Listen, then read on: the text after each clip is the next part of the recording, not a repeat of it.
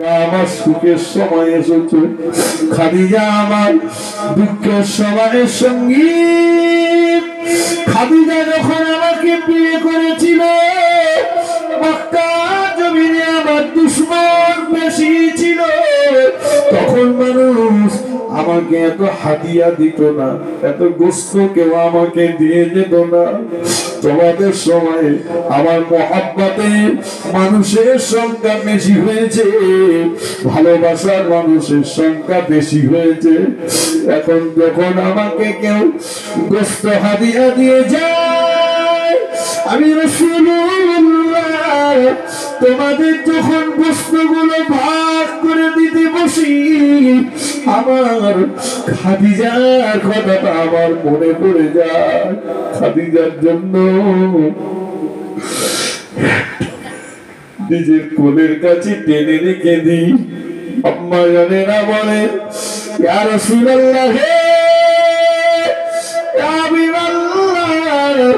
আপনার বড় বিবি, আমাদের বড় বুবুজান খাদিজাতুল কুবরা রাদিয়াল্লাহু তাআলা, তিনি তো দুনিয়ার জমিনে বেঁচে নাই, তিনি তো হায়াতে নাই। আমাদের বড় বুবুজান, আপনার বড় বিবি খাদিজাতুল কুবরা রাদিয়াল্লাহু তাআলা, তিনি তো ইন্তেকাল করেছে। হুজুর, তিনি তো মক্কা শরীফে জান্নাতুল মুআল্লা কবরস্থানে শুয়ে আছে। হুজুর, আপনি গোস্তগুলো নিয়ে জান্নাতুল মুআল্লা খাদিজার কবরের পাশে কি রেখে আসবেন? দয়ার নবী বলেন, এমন করে বলো না ও বিবিরা, তোমাদের গুলো দেওয়া হয়ে গেল, আমি আমার খাদিজার অংশটা নিয়ে, খাদিজার ভাগটাকে নিয়ে বেরিয়ে যাব। খুঁজে খুঁজে দেখবো খাদিজার কোন বান্ধবীর সঙ্গে দেখা করতে পারি কিনা। খুঁজে খুঁজে খুঁজে খুঁজে আমার খাদিজা কোন বান্ধবীর সঙ্গে দেখা করব। খাদিজার বান্ধবীকে যে এই গোস্তগুলো দেব আর বলবো, তুমি আমার খাদিজার বান্ধবী, আমার খাদিজা তোমাকে বড় মহব্বত করত, তুমিও আমার খাদিজাকে বড় মহব্বত করতে। খাদিজা আমার দুনিয়ায় না, এই না, খাদিজার ভাগে বস্তুগুলো তোমাকে দিলাম, তুমি রান্না করে খাও, তুমি আমার খাদিজার জন্য একটু দোয়া করো।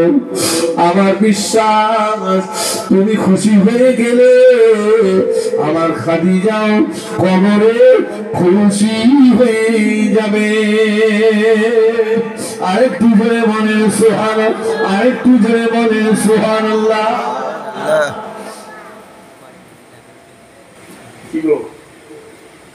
25 বছর বয়সে 40 বছরের খাদিজাকে বিয়ে করেছিলেন, কিন্তু ভালোবাসা কম ছিল।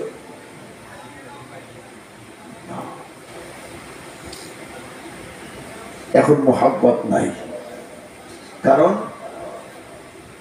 সেই পাত্রও নাই, পাত্রীও নাই। কথা বুঝেননি? আরে বিয়ে করা কি ভাই?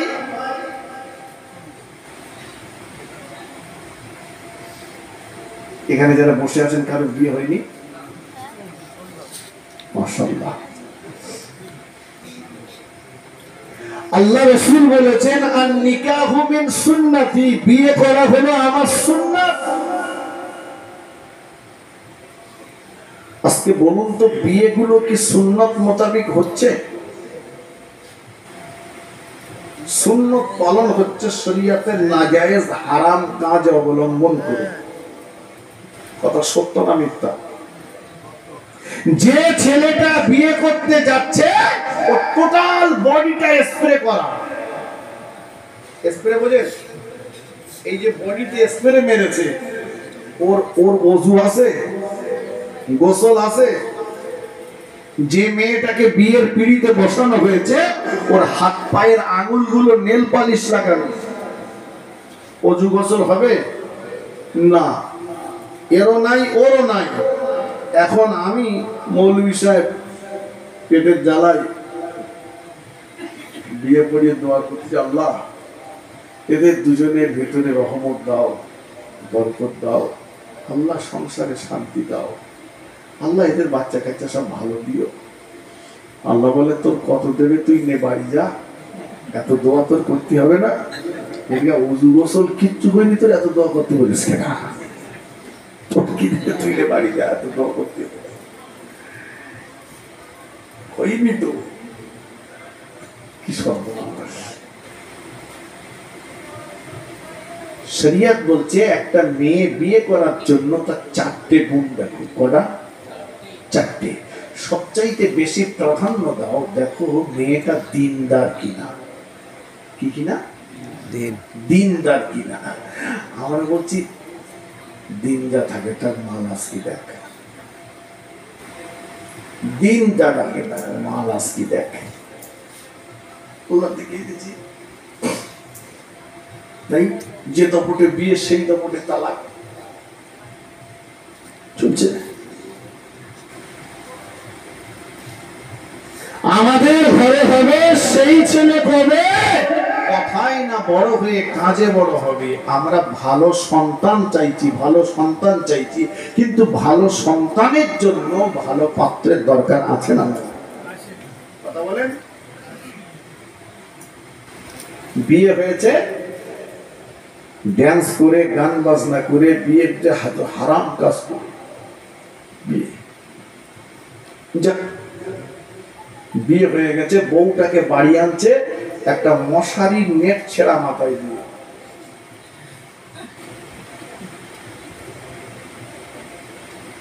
একটা মোবাইল কিনে দোকানদারকে বলছে সামনে একটা পিছনে একটা, মানে স্ক্রিনে দাগ হবে না, বডিতে দাগ হবে না। তার বউটাকে এনে পরের দিন বিউটি পার্লার থেকে লোক এনে কালো পুরো সাদা করে দিয়েছে ঘষে ঘষে, সিংহাসনে বসিয়ে দিয়েছে, লাইট চতুর্দিক থেকে মেরে সিংহাসনে বসিয়েছে। ও যেন সরকারি বউ। কি বউ বলেছি? কথা বলে সরকারি বউ। এসো মুখ দেখো, মালটে যাও। সারা দেশের লোক দেখে গেল, এই মেয়ের গর্ভে যে বাচ্চা হবে সে কি আল্লাহর ওলি হবে? কথা বলে। রাসূলুল্লাহর আব্বা, রাসূলুল্লাহর আম্মা বিয়ে হলে প্রথম বাসর রাত স্বামী স্ত্রী দুজন ওযু করলেন, বাসর ঘরে গেলেন, আল্লাহ সন্তান দিলেন। সন্তান হলো সমস্ত নবীদের বাদশাহ। বড় পীর সাহেবের আব্বা, বড় পীর সাহেবের মা বিয়ে হলো প্রথম বাসর রাত, স্বামী স্ত্রী দুজন ওযু করলেন, নামাজের পাটি নিলেন, বাসর ঘরে গেলেন, 2 রাকাত নামাজ পড়লেন, স্বামী স্ত্রী একত্রিত হলেন, আল্লাহ সন্তান দিলেন। সন্তান হলো সমস্ত ওলিদের বাদশাহ। আমাদের আব্দুল কাদেরের বাপ বাসর ঘরে যাচ্ছে 3 বান্ডেল বিড়ি নিয়ে, 2 প্যাকেট সিগারেট নিয়ে বাসর ঘরে যাচ্ছে। গ্যাসার কলকে দম দিয়ে চুল্লু আর মদের ঠিক থেকে উঠে এসে, বিবি টেক্কা গোলাপ মারতে মারতে উঠে এসে, মোবাইলে নেকেট ছবি দেখতে দেখতে কেউ যদি বিবির সঙ্গে সহবাস করে, ওখানে অলি জন্ম নেবে না, ওখানে বুনো ওল জন্ম নেবে। খেলি কাল চুল করবে, তেঁতুল খেয়েও রক্ষা নেই। ভালো বাচ্চার জন্য ভালো প্রেমের দরকার। বিশ্বাস করুন, পর্দা আছে নেই বলা ভুল, ফ্রিজে আছে। দেখবেন বাড়ি ফ্রিজ কিনেছে পর্দা, শোকেজে পর্দা, আলমারিতে পর্দা, ঘরের দূরে জানালায় পর্দা, কিন্তু যেখানে পর্দা দেওয়ার দরকার ছিল সেটা নাই। কিছু মেয়েরা বোরকা পরে, তবে বোরকাটা হয়ে গেছে এদের ফ্যাশন। টাইট ফিট বোরকা, যে বোরকাতে কোনো হিসাব আদায় হয় না, হয় না, হয় না। এমন পোশাক পরতে হবে যে পোশাক পরে একটা নারীর শরীরের অঙ্গ প্রত্যঙ্গ গুলো বাহ্যিক ভাবে কোনো পরপুরুষ স্থাপন করতে পারবে না। সেই পোশাকটার নাম হচ্ছে হিজাব। মক্কা মদিনা জমিনে আল্লাহ একাধিকবার নিয়ে গেছে, দেখেছি সৌদির মহিলা পুলিশ গুলোকেও চেনা যায় না। কথা বুঝেননি? আমাদের মেয়েরাই সব বাজার করছে, বাজার করতে না গেলেও বাজার সব বাড়ি বাড়ি আসছে। মাছওয়ালা, গোস্তওয়ালা, সবজিওয়ালা, ফেরিওয়ালা এদিকে আসে নাকি? আপনি কি আসে? জি আসছে। আমাদের কোচির মা সবজিওয়ালার পাশে যে এমন করে দাঁড়িয়েছে, দেখলে মনে হবে সবজিওয়ালা ওর আগেকার স্বামী। এত ভালো করে স্বামীর পাশে দাঁড়ায়, স্বামীর বিরাট আনন্দ। বলছে চল, আমার কোনো টেনশন নেই। কেন? বলছে তোর ভাবির সঙ্গে ওই সবজিওয়ালার এত খাতির, ও যদি ঝুড়ির মাল সব বাকি যায় বাকিতে যাবে, আমার কোনো টেনশন নেই। সংসারের দিকে আমি আর দেখিনি। কদিন পরে চায়ের দোকানে বসে আছে, মন মতি খুব খারাপ। কিরে ভাই, চা খা? বলে চা, যা। সেদিন দেখছিল এত হাসি খুশি, আজকে চাও খাবি না, আবার আমার রাস করছিস, কি হয়েছে? বলে মাথামতি খারাপ, যা এখন যা। কি হয়েছে বল না। বলছে শোন বাবা, যখন জিজ্ঞেস করছিস শোন, তার সঙ্গে বলিস নে সবজিওয়ালা তোর ভাবিলে পেয়ে গেছে, তো কপাল খুলে গেছে। সেদিন ঝুড়ির মাল সব দিয়ে যাচ্ছিল, আজকে ঝুড়ি শুধু সব আউট। ভুল বলছি আমি? আমার মুরব্বী বাবাজিদের কাছে শুনে দেখেন, আগেকার দিনে একটা পুরুষ মানুষের ক্ষমতা ছিল না বাড়ির ভিতর ঢোকা। এখন বলছি যে বয়স হয়ে গেছে, বেরেন ঠিক নেই, ওদের কটার বার করতাম। খালাতো ভাই, ফুলুতে ভাই, মামাতো ভাই সব। আর কাল শত্রু হচ্ছে আমাদের মা চাচিদের ছিল না, শান্তি ছিল। আমাদের মা চাচিরা কাঠের জালে রান্না করতো, কাঠের জালে। আর এরা এখন প্রকাশ করে মারতে প্রকাশ করে হয়ে যাচ্ছে। সামনে এই গ্যাসে রান্না হচ্ছে, এরকম দিয়ে রেখেছে গুরুত্বপূর্ণ সিরিয়াল, চ্যাটিং ফ্যাটিং চলছে, ওইদিকে লক্ষ্য, আর এদিকে তরকারি রান্না হচ্ছে, মাল বেরছে। লঙ্কা 3 বার দিছে, লবণ 3 বার, হলুদ একাধিকবার। দেখছে এই মাল দিতে দিতে তরকারি তো না, পুরো আচার তৈরি হয়ে গেছে। এই বেটা কাজ কাম সেরে বাড়ি আসছে, দুটো ভাত খাবে, এসে তরকারি দিয়েছে, তো তরকারি একটু মাঠে ঢেলে নিয়ে দেখে তরকারি না, পুরো বিষাক্ত আচার, গালে দেওয়ার মতো। কারণ ওর লক্ষ্যটা তো ওইদিকে, মোবাইলের দিকে ছিল, লক্ষ্যটা তো ছিল না দিকে। কথা বুঝেননি? একেবারে কাঠের চালাকে মাত্র দিল, আর বললো একে ধমে, বললো তুই তালাক, তোর বাপ তালাক, মা তালাক, গোষ্ঠী শুধু সব তালাক, একে ধমে 22 তালাক ঝেড়ে বলেছে। কথা সত্য না মিথ্যা বলে? এটাই আজকে বাস্তব সমাজ। আমি বাস্তব চরিত্রটা বলছি, কথা বলেননি ভাইরা? তাহলে ভালো সন্তানের জন্য ভালো পাত্রের দরকার। 1। 2 নম্বর কথা হচ্ছে, আমি আব্বা মা, আমার যেমন সেবা করা সন্তানের দায়িত্ব, সন্তানের যেমন দায়িত্ব রয়েছে মা বাপের সেবা করা, ঠিক তথৈবত মা বাপের দায়িত্ব রয়েছে সন্তানকে সঠিকভাবে লালন পালন করা। এই চ্যাপ্টার ধরলে আরো অনেক দূর চলে যাবে, আমি ওদিকে ধরবো না। আমার বক্তব্য হচ্ছে, ছোট ছেলেরা যেমন মা বাপের দায়িত্ব রয়েছে, মা বাপের দায়িত্ব মা বাপ পালন করবেই। আর সন্তানের জন্য রয়েছে রাসূলুল্লাহ সাল্লাল্লাহু আলাইহি ওয়াসাল্লাম। এই মেয়ে যখন সন্তান জন্ম দিয়েছেন, এই যখন মা হয়েছেন, রাসূলুল্লাহ সাল্লাল্লাহু আলাইহি ওয়াসাল্লাম আরেকটা ধাপ বাড়িয়ে নারী জাতির সম্মানকে দিয়ে বললেন, ও সাহাবীরা শোনো, তোমাদের জান্নাত মক্কায় নেই, মদিনায় নেই, মসজিদে নেই, মাদ্রাসায় নেই। ইন্নাল জান্নাতা তাহতা আকদামি উম্মাহাতিকুম, তোমাদের জান্নাত হচ্ছে তোমাদের জনম দুঃখিনী মায়ের পায়ের তলায়। জোরে বলুন সুবহানাল্লাহ। আর একটু জোরে বলেন জান্নাত কোথায়? মায়ের পায়ের তলায়। পীরের দোয়া, মাওলানা সাহেবের দোয়া, মুফতি সাহেবের দোয়া, হাফেজ সাহেবের দোয়া কবুল হতেও পারে, নাও পারে, গ্যারান্টি নেই। কিন্তু মায়ের দোয়া, পীরের দোয়াকে ওভারটেক করে আল্লাহর আরশে আজিমে যে ধাক্কা মারে। জোরে বলুন সুবহানাল্লাহ। বললে আমি জ্বলন্ত প্রমাণ দিতে পারবো, মায়ের দোয়া পীরের দোয়াকে ওভারটেক করে আরশে আজিমে ধাক্কা মেরেছে। পীর দোয়া করেছে একরকম, মা দোয়া করেছে তার উল্টো, ওভারটেক করেছে মায়ের দোয়া। যাই বাহক, আজকে আর নয়, দেখতে দেখতে সময় অতিক্রম হয়ে গেছে। আপনারাও মনে মনে হয়তো ব্যতিব্যস্ত হচ্ছেন যে এ লোক মাইক ধরে তার ছাড়ে না। হ্যাঁ, এরা একটা হুজুর এনেছে মাইক ধরে তার ছাড়ে না। জি নাই, সময় ওভার হয়ে গেছে। জি, যতটুকু আলোচনা করলাম আল্লাহ মৌকা দিলে আবার পরবর্তীতে কখনো যদি আল্লাহ নিয়ে আসে। জি, আজকে আপনাদের কাছে আমার সাইফুল ভাইয়ের তাই আপনাদের কাছে আল্লাহ আনিয়েছেন, দুটো কথা রাখলাম বিক্ষিপ্ত ভাবে। আল্লাহ করলে আমার কখনো আসলে আলোচনা হবে, সেদিন মনে করে দেবেন। জি,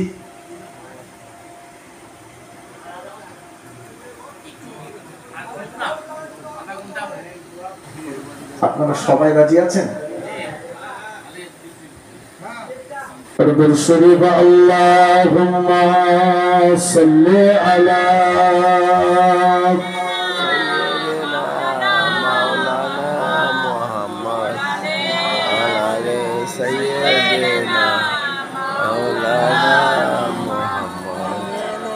মুসিবত না পাই যদি, মুসিবত না পাই যদি, করুণা তোমার কবরে হাসরে কি হবে আমার, কবরে হাসরে কি হবে আমার। আল্লাহুম্মা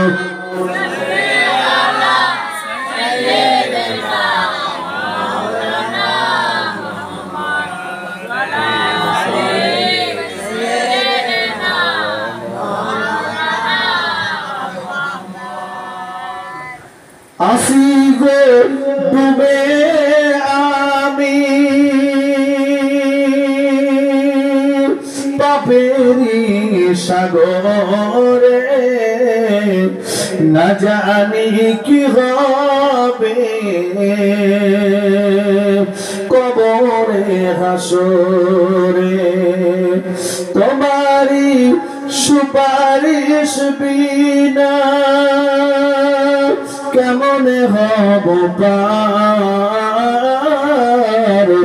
কবরে হাসরে কি হবে আমার। আল্লাহুম্মা সাল্লি আলা সাইয়্যিদিনা মাওলানা মুহাম্মদ ওয়া আলি সাইয়্যিদিনা মাওলানা মুহাম্মদ।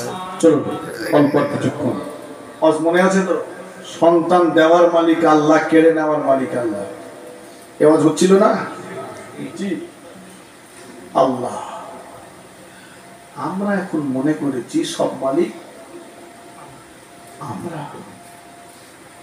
এই দোকানকার আমার, গাড়িকার আমার, বাড়িকার আমার, জমিকার আমার, আমার আমার আমার আমার আমার।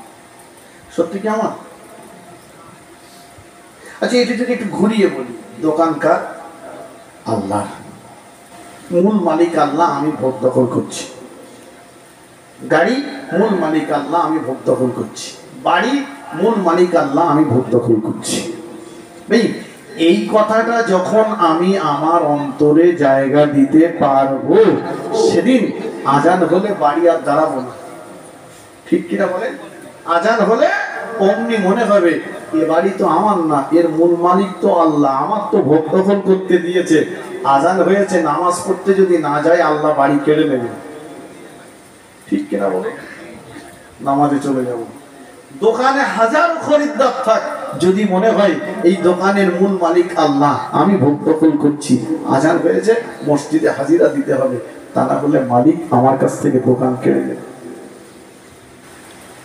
গাড়ি আল্লাহ ভোগ দখল করতে দিয়েছে, আমি চেপে বেড়াচ্ছি, কিন্তু আজান হয়েছে, রাখো গাড়িটা, নামাজ পড়ে নি, তা না হলে কিন্তু মালিক আমার কাছ থেকে গাড়ি নিয়ে নেবে।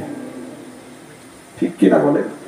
কিন্তু আসলে আমার অন্তরে ঢুকে গেছে এসব আমার ঢুকে আমরা দুনিয়াদারি হয়ে গেছি, আর এগুলো হারালেও আমাদের কষ্ট হবে। চলুন আল্লাহর নবী সাহাবী হযরত আবু তালহা রাদিয়াল্লাহু আনহু, গরীব মানুষ, অনেকটা দূরে পায়ে হেঁটে হেঁটে মসজিদে নববী শরীফে যেতেন। 5 ওয়াক্ত নামাজ বাকায়দা মসজিদে নববী শরীফে জামাতের সঙ্গে আমার রাসূলুল্লাহর পিছনে আদায় করতেন। সুবহানাল্লাহ, একটু জোরে বলেন সুবহানাল্লাহ।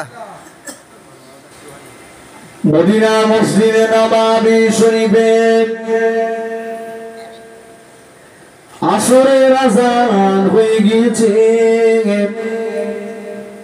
আবু তালহা রাদিয়াল্লাহু তাআলা আনহু হুজুর আমার ওযু করে দেরি হয়ে নিচ্ছেন, মদিনার মসজিদে নববী শরীফে নামাজ পড়তে যাবেন।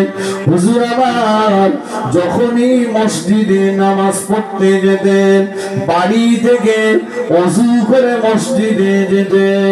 যে মানুষটা বাড়ি থেকে ওযু করে মসজিদে রওনা হলো, ওই মানুষটা যেন ইহরাম পরে খানায় কাবা শরীফে রওনা হয়ে গেল।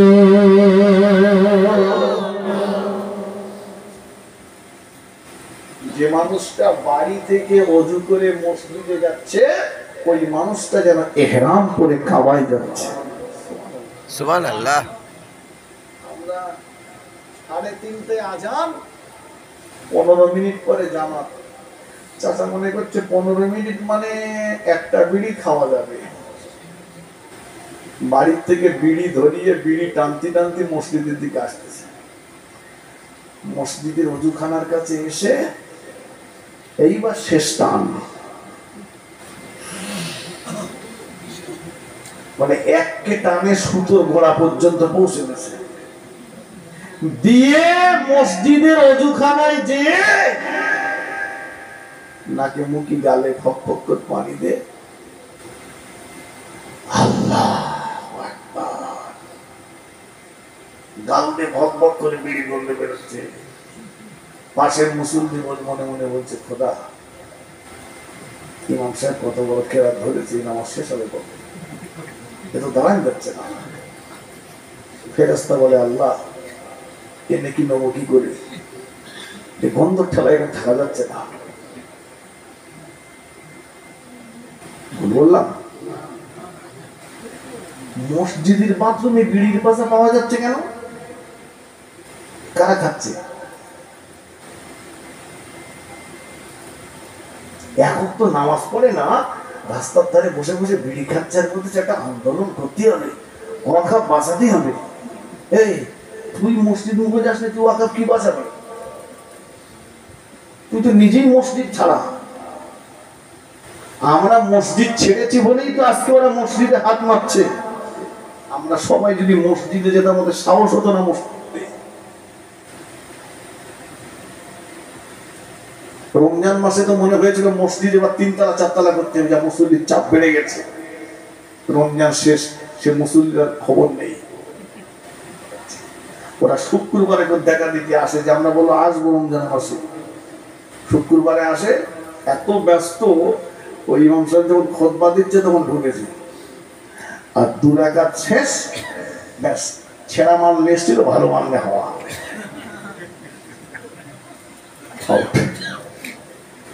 কি যন্ত্রণা বলে দিন। আবু তালহা রাদিয়াল্লাহু আনহু এতটা রাস্তা পায়ে হেঁটে যেতেন, আর যখনই যেতেন বাড়ি থেকে ওযু করে যেতেন। ওযু করে হুজুরের বিবি আসছেন। কোথায় যাচ্ছেন? বলে আজান হয়ে গেছে, মসজিদে যাচ্ছি। সাহাবা হুজুরদের বিবিরা জানতেন যে এরা মসজিদে গেলে আর বাড়ি আসতে চায় না। মসজিদে যাচ্ছেন তো যান, আমি আপনাকে নিষেধ করব না,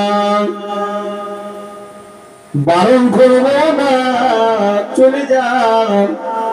তবে নামাজের পরে যেন দেরি করবেন না, তাড়াতাড়ি বাড়ি চলে আসবেন আমাদের সোনার মানিক। ছেলেটা বড় জ্বর, ছেলেটা বড় অসুস্থ, নামাজের পরে যেন দেরি করবেন না, তাড়াতাড়ি হুজুর বাড়ি চলে আসবে।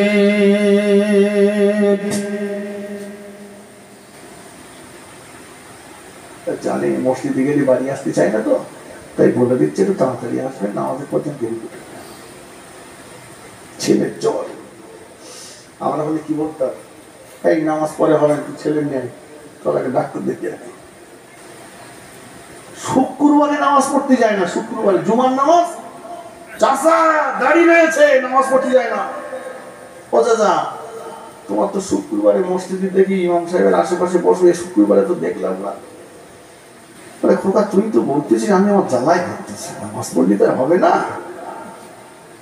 কেন বলছে শুক্রবারে আমি আর মসজিদে আসতে পারিনি, নামাজ খোকা পড়াই হয়নি। কেন বলে পড়বো কি করে বললি, আমার নাম হচ্ছে শুকুর আলী, আমি আধার কার্ড করতে দিয়েছিলাম, আমার আধার কার্ডের নাম এসে কুকুর আলী।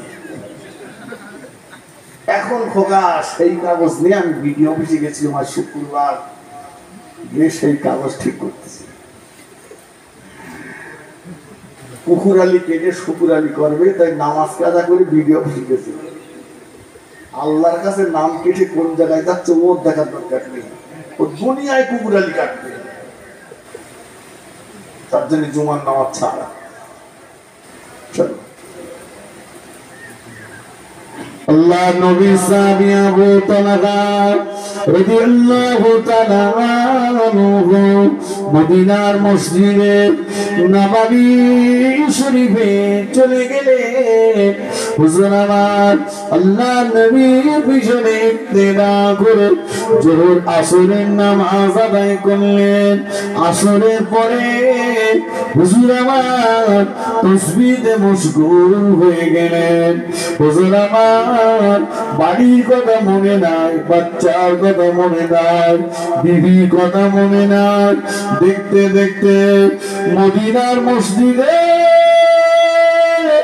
নববীর মুয়াজ্জিন বেলাল রাদিয়াল্লাহু তাআলা মদিনার মসজিদে নববী শরীফে মাগরিবের আযান দিয়ে দিয়েছে।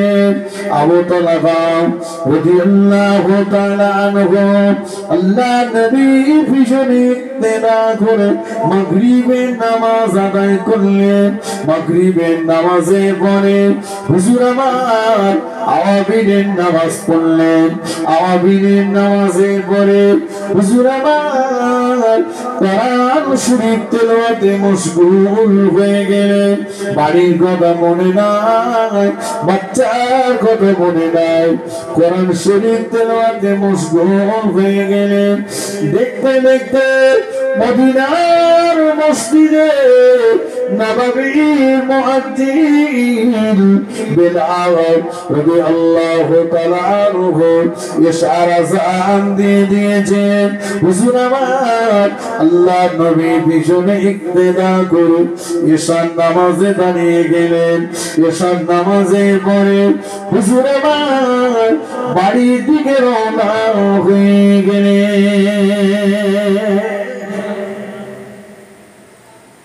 ভাই গিয়েছিলেন কখন মসজিদে? গিয়েছিলেন কখন? আসরে। আর ফিরছেন কখন? এশার পরে। যাওয়ার সময় বিবি কি বলেছিল? যাওয়ার সময় বিবি কি বলেছিল? ছেলের শরীর খারাপ, তাড়াতাড়ি এসো।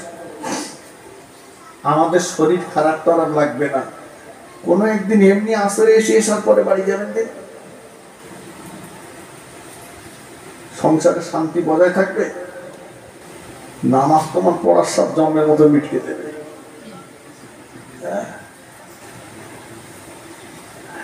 আসলে সেই দিনদার, দেখো দিনদার দিনদার নবী ইব্রাহিম খলিলুল্লাহ গিয়েছেন বেটা ইসমাইল আলাইহিস সালামের বাড়ি, যে বলেন আসসালামু আলাইকুম ইয়া আহলাল বাইত। ঘরের ভিতর থেকে জবাব আসছে ওয়ালাইকুম আসসালাম। কড়া মেজাজ। কাইফা হালুকা ইয়া উম্মি, কেমন আছো মা? তোমরা কেমন আছো? বলছে কোনো রকমে যাচ্ছে, খুব ভালো যায় না। কে আপনি? বলছে আমার পরিচয় নিতে হবে না। তোমার স্বামী কোথায়? বলছে স্বামী জঙ্গলে গিয়েছে, হরিণ শিকার করছে। স্বামী বাড়ি আসলে আমার চেহারার বর্ণনাটা দিয়ে বলবে, বলে গেছে ঘরের চৌকাঠটা বড় দুর্বল, ওটাকে পাল্টে নিতে। গল্প বলছি না, বুখারী শরীফের হাদিস বলছি।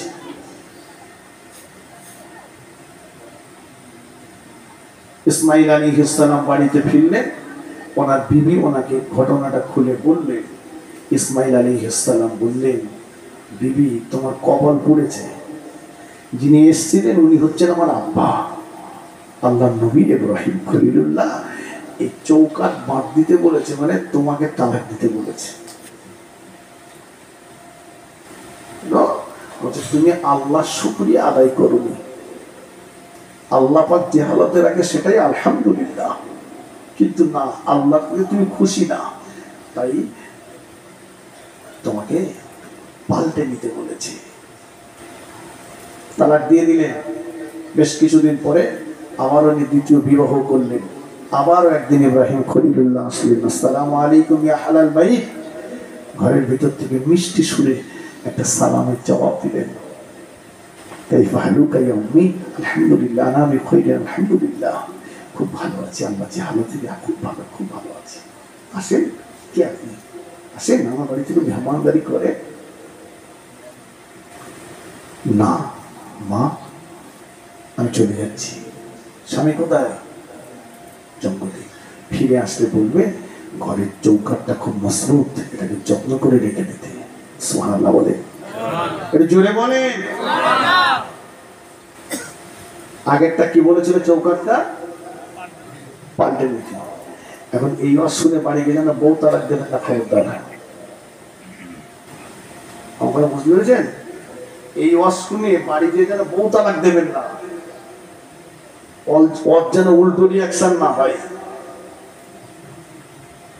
কারণ ওই যে ইব্রাহিম খলিলুল্লাহ বলেছে যে মা কেমন আছো, বলেছে কোন রকম চলে যাচ্ছে, ভালো নেই, বলেছে চৌকাঠ পাল্টে নিতে বলো। এখন এই ওয়াজ বাড়ি যে আমল করবেন না যেন, খবরদার।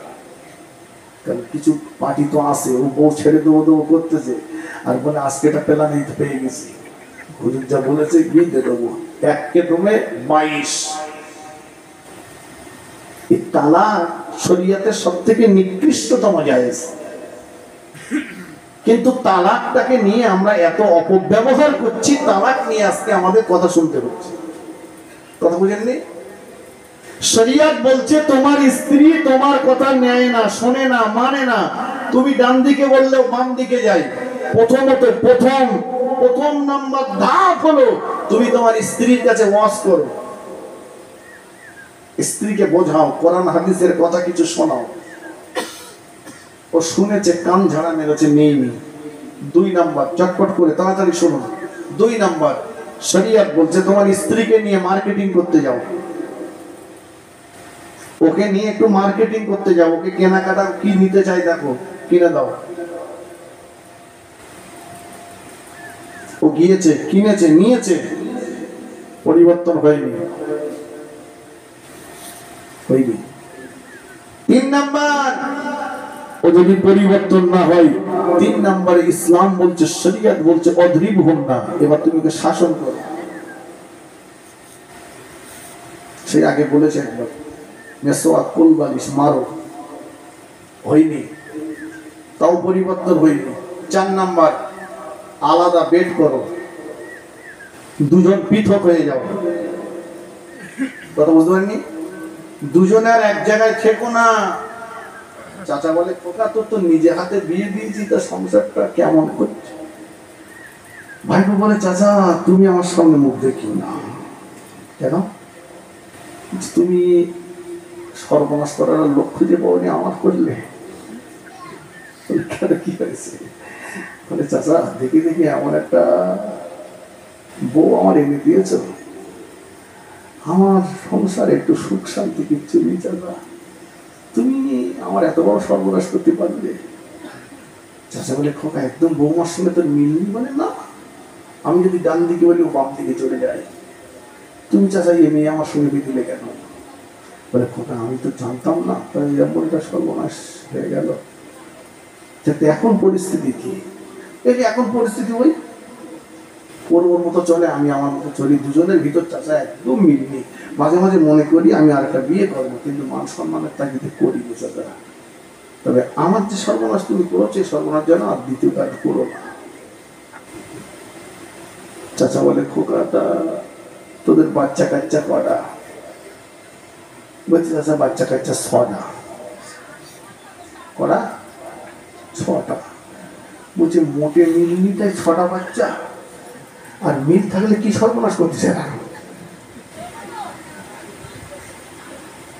ইসলাম বলছে বেদটাকে আলাদা করো, পৃথক করো, ও তোমার অভাবটা বুঝুক, পরিবর্তন হয় কি দেখো। হয়নি। ক নাম্বার বলেছি? 4।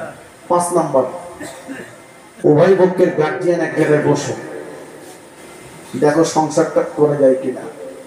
হয়নি।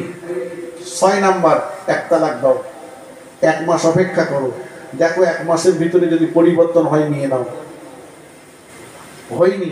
2য় মাসে যে 2য় তালাক দিয়ে 1 মাস অপেক্ষা করো, দেখো যদি 1 মাসে পরিবর্তন হয় আবার ফিরিয়ে নাও। হয়নি। 3য় মাসে যে 3 তালাক দিয়ে চিরতরে বিচ্ছেদ করে দাও, এর নাম তালাক। সংক্ষেপে আপনাদের বললাম। আর সেটাই আমরা মাঠের থেকে, ঘাটের থেকে, দোকান থেকে বাড়ি এসেই মাল কাজা মেরে ঝেড়ে দিলাম। 2 তালাক, তোর বাপ তালাক, তোর মা তালাক, গোষ্ঠী শুধু সব তালাক। মানে এত রাগা রেগে গেছে, বিয়ে করেছে বউরি আর তালাক দিয়েছে শাশুড়ি দিয়ে। এবার একটু ঘর কেটে গেছে, হুজুরি খোঁজ দিতে, হুজুর বলে, তোর তো কোনোদিন আমার খোঁজ দিতে দেখিনি, আর কি ব্যাপার? বলে, রাগ করে দিয়ে ফেলেছে আমার লোক। হুজুর বলে, আমার নীতি গেলি সম্পদ চাচার ডাকতে হবে, ওকে ঘুরিয়ে ফিরিয়ে দিতে। শরিয়াত কঠিন। চলুন, আবু তালহা রাদিয়াল্লাহু আনহু এশার নামাজ পড়ে হুজুর আমার বাড়িতে ফিরলেন, দরজায় এসে বিবিকে সালাম দিলেন। হুজুরের বিবি সাহেবা সালামের জবাব দিয়ে দরজাটা খুলে দিলেন। সুবহানাল্লাহ বলেন। চলে আসুন, রাতের খাবারটা আপনার জন্য রেডি, খেয়ে নেন, আমি নিজে হাতে করে আপনাকে খাওয়াবো আজকে। হুজুর বললেন, বিবি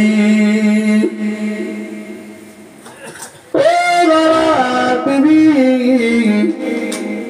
খাওয়ার আমি পরে খাবো। ও বিবি, আমি যখন আসরের নামাজ মসজিদে যাচ্ছি না, তুমি আমাকে বলেছিলে সোনার মানে ছেলেটা বড় জ্বর, ছেলে আমার বড় অসুস্থ। ও বিবি, মসজিদে যে মসজিদকে এতটা আপন করে নিয়েছিলাম, মসজিদে যে মসজিদকে এতটা ভালোবেসে ফেলেছিলাম, মসজিদে যে নামাজে এতটা দিওয়ানা হয়ে গিয়েছিলাম, মসজিদে যে নামাজে এতটা ডুবে গিয়েছিলাম, বিবি তোমার কথা আমার মনে ছিল না, বাচ্চার কথা আমার মনে ছিল না। ও আমার বিবি, বাড়ির কথা আমার মনে ছিল না, আমি আল্লাহ আল্লাহ নবীর প্রেমে দিওয়ানা হয়ে গিয়েছিলাম। ও আমার বিবি, এখন আমায় বলো না আমার সোনার বাড়ি কেমন আছে? বিবি বললেন, প্রাণের স্বামী সোনার মালিক আল্লাহর হেফাজতে আছে, নেন আপনি খেয়ে নেন। নিজে হাতে খাইয়ে দিলেন। প্রাণের স্বামী গো, সেবা করার সুযোগ আপনার পাই না, চলুন একটু বাণিজ্যে মাথা দেন, আমি একটু আপনার সেবা। হুজুর শুয়ে বললেন, হুজুরের বিবি সাহেবা হুজুরের খেদমতে নিয়োজিত হয়ে গেলেন। হুজুর আস্তে আস্তে ঘুমিয়ে পড়লেন। বিবি সাহেবা ওনার বালিশে মাথা রেখে ঘুমিয়ে গেলে, দেখতে দেখতে ফজরের আযান হয়ে গেল। স্বামী স্ত্রী দুজনারই ঘুম ভেঙে গিয়েছে। নবী পাকের সাহাবী আবু তালহা রাদিয়াল্লাহু তাআলা আনহু ওযু করে রেডি হয়ে নিচ্ছেন, মসজিদে যাবে। বিবি এসে সামনে দাঁড়িয়ে গেল, প্রাণের স্বামী গো কোথায় যাবেন? ও বিবি, বেলাল আযান দিয়েছে, রাসূলুল্লাহ পিছনে ইক্তেদা করে ফজরের নামাজ পড়তে যাব, চলে যান, দেরি করেন না। তবে যাওয়ার আগে একটা কথা কি আপনাকে জিজ্ঞাসা করব। বিবি কি জিজ্ঞাসা করবে? তড়ি ঘড়ি বলো। প্রাণের স্বামী গো, কেউ যদি আপনার কাছে কোন জিনিস আমানত রাখে, ওই আমানত তিনি যদি ফেরত চান, আপনি সঙ্গে সঙ্গে ফেরত দেবেন কিনা? ফেরত যদি দেন, আপনার মনে কোনো কষ্ট হবে কিনা? হুজুর বললেন, বিবি, আল্লাহ নবী নূরে সবারে জানিয়ে দিয়েছেন আয়াতুল মুনাফিকি সালাসুন। নবী বলেছেন মুনাফিকদের তিনটে লক্ষণ। অফি রিওয়ায়াতিন আরবাআতুন, অপর হাদিসে আল্লাহ নবী বলেছেন মুনাফিকদের চারটে লক্ষণ। আল্লাহ নবী বলেছেন ইযা হাদাসা কাযাবা ওয়া ইযা ওয়া'আদা খালাফা ওয়া ইযা তুমিনা খানা ওয়া ইযা খাসা ফাজারা। নবী বলেছেন আমানতের মাল খেয়ানত করা হলো মুনাফিকের লক্ষণ। আল্লাহ পাক কোরআন পাকে জানিয়েছেন ইন্নাল মুনাফিকিনা ফি দারকিল আসফালি মিনান নার, মুনাফিকদের জায়গা হলো জাহান্নামের তলদেশ। ও বিবি, আমানত ফেরত চাইলে ফেরত দিতে হবে, যার জিনিস তাকে দেব কেন আমার কষ্ট হবে? হুজুরের বিবি সাহেবা হাতটাকে ধরে, ও আমার প্রাণের স্বামী, চলে আসুন, আমার সঙ্গে চলে আসুন। পাশের ঘরে নিয়ে গেলে, পাশের ঘরে নিয়ে চাদরটা আলাদা করে দিয়ে বললেন, স্বামী গো, ওই দেখুন সোনার মানিক আল্লাহর হেফাজতে আছে। সোনার মানিকের মরা মুখটা একটা আবার দেখে যাও, সোনার মানিকের মরা মুখটা দেখে যান। গতকাল আপনি যখন আসরের নামাজ পড়তে গিয়েছিলেন, বেটা আমার ইন্তেকাল করেছে, আমি ওর জনম দুঃখিনী মা। নিজের হাতে বেটাকে গোসল দিয়ে, নিজের হাতে চাদর মুড়ি দিয়ে শুইয়ে দিয়ে আপনার জন্য ইন্তজার করছিলাম। প্রাণের স্বামী গো চলে যান, আবার রাসূলুল্লাহর পিছনে ইক্তেদা করে ফজরের নামাজ আদায় করুন। নামাজের পরে দয়ার নবীকে দাওয়াত দিয়ে আসুন। আমার রাসূলুল্লাহ যেন এসে আমার সোনার মানিকের জানাজাটা পড়ে, আমার নবী যদি এসে সোনার মানিক জানাজাটা পড়ে, আমি জনম দুঃখিনী মা বড় খুশি হয়ে যাব। আবু তালহা রাদিয়াল্লাহু তাআলা আনহু হুজুরের চোখ দিয়ে হুজুরের বিবি সাহেবা শাড়ির আঁচলটা দিয়ে চোখের পানি মুছিয়ে দিয়ে বললেন, প্রাণের স্বামী গো, আল্লাহ যদি সন্তান না দিতেন, আল্লাহর বিরুদ্ধে পৃথিবীর কোন কোর্টে কেস করতে পারতাম না। আল্লাহ যদি সন্তান না দিতেন, আল্লাহর বিরুদ্ধে পৃথিবীর কোন জায়গায় বিচার দিতে পারতাম না। যে আল্লাহ দিয়েছে সে আল্লাহ তো নিয়েছে। আল্লাহ আমাদের সোনার মানিককে আমাদের কাছে আমানত রেখেছিলেন, আমানত আল্লাহ ফেরত নিয়েছেন। এর জন্য মনে দুঃখ করলে হবে না। চলে যান দয়ার নবীকে যে জানাজার দাওয়াত দিয়ে আসুন। নবী পাক সাল্লাল্লাহু আলাইহি ওয়াসাল্লাম যেন জানাজাটা পড়ে। আবু তালহা কাঁদতে কাঁদতে মদিনার মসজিদে নববী শরীফে চলে গেলেন।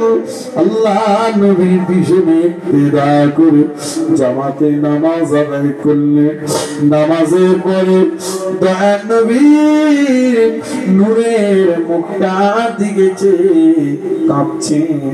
রাসূলুল্লাহ বললেন, আবু তালহা ঈশার নামাজ জামাতে পড়ে বাড়ি গিয়েছে বাবা, ফজরের নামাজ পড়তে এসেছে।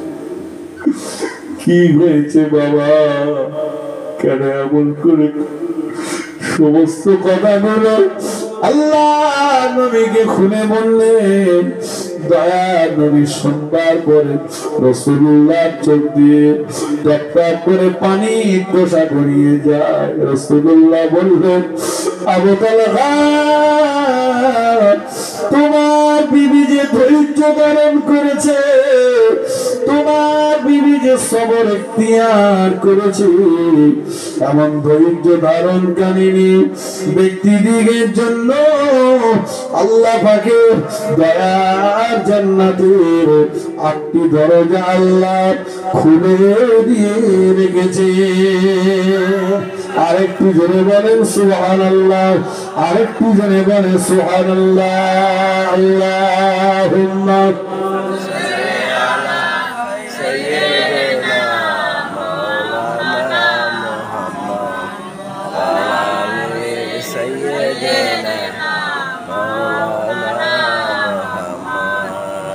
মালিক আল্লাহ, নিয়েছেন আল্লাহ, আমানতদার আমরা। কথা ঠিক কিনা বলে? জি। চলুন আল্লাহ আমাদের যতটুকু বলালেন শোনালেন বেশি বেশি আমল করবার তৌফিক দেন। বলুন আল্লাহুম্মা আমিন। সকলে আসুন বিশ্ব নবীর সামনে সালাম করিয়া নবী।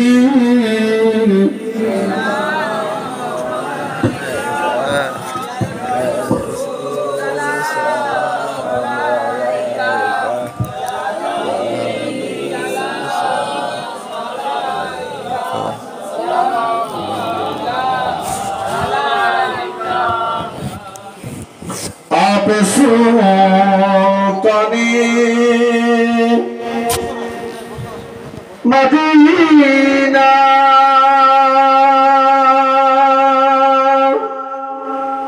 মোহাব্বতে ওয়াহি হো সখীনা নূর সে মামুন ও রসিনা मुश्क से बहता पसीना या नबी सलाम अलैका या रसूल सलाम अलैका या हबीब सलाम अलैका सलाम अलैका। पारबो की আবার যেতে মদিনাতে, পাবো কি পাখর আবার দেখিতে, একবার দেখা দাও নবী স্বপ্নেতে, কবে যাব আপনার মদিনাতে ইয়া নবী সালাম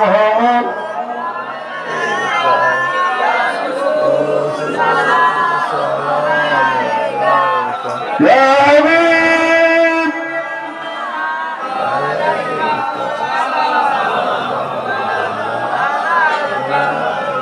শুকরিয়া রব্বি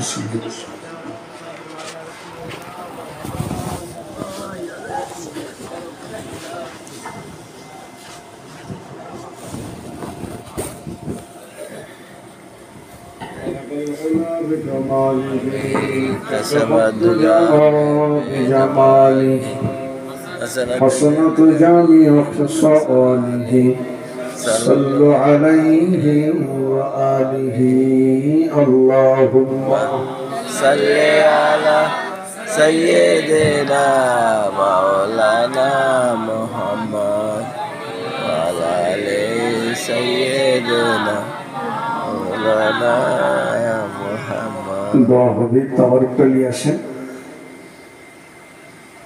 তাবারুক প্যাকেট করা তো নিয়ে আসেন ভিতরে দেওয়া হয়ে গেছে তাবারুক সকলে বিসমিল্লাহ শরীফ সহ সূরা ফাতিহা 3 বার 7 বার সূরা ইখলাস এবং দরুদ শরীফ